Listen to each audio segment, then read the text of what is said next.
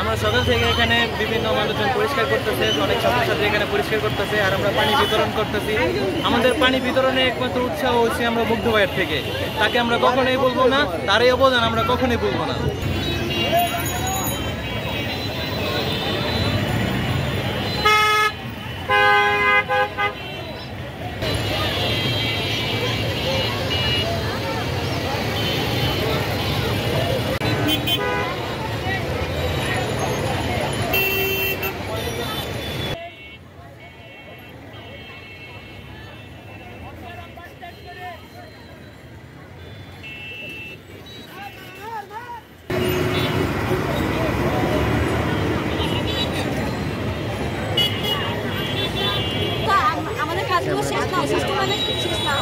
এবং আমরা এখানে যারা যারা প্রবলেমে পড়ছি সেখানে আমরা সাহায্য করছি, যাতে এখানে কোনো ধরনের ট্রাফিক জ্যাম না লাগে, মানুষ যাতে কোনো ভোগান্তিতে না পড়ে সেটা আমরা দায়িত্ব পালন করছি। ততদিনই করবো যতদিন আমাদের প্রয়োজন হবে, ততদিনই আমরা আছি।